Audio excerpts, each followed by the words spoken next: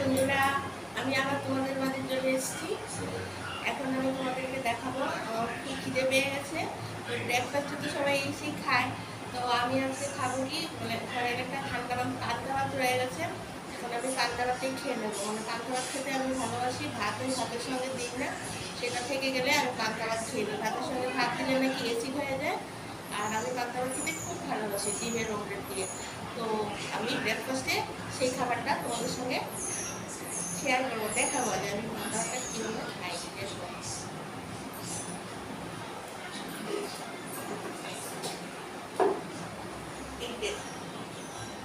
আজকে রাতের ভাত অনেকটা রয়ে গেছে, ঠান্ডা ভাত। ভাতের সঙ্গে ভাত দিই না, আর তারপর খেতেও দিই না, খেয়ে নিই না, খেতে আমার ভালো লাগে। আমার শরীরের লক্ষণটা কি খুব ভালো, যেন মশলা দেওয়া হয়। আমি একটা হাই প্রেশার করছি, তো এটা আমি খেয়ে নেব ব্রেকফাস্টে। এই দেখো, ডিমের অমলেট দিয়ে পান্তা ভাত, সঙ্গে কাঁচা লঙ্কা নেব।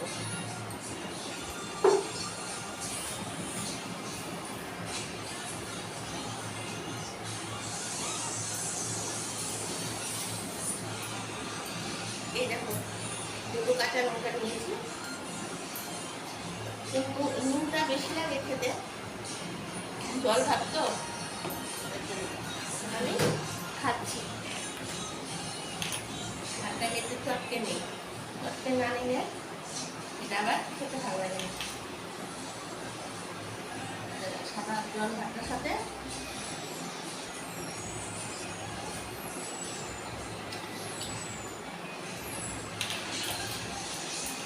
খুব খিদে পেয়েছে, তোমার থেকে রান্না করছি।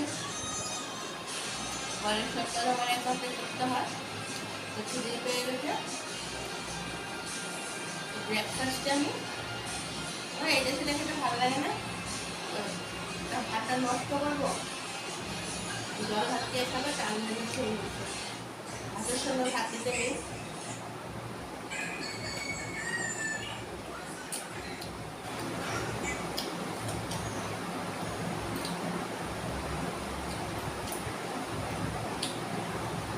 আজকে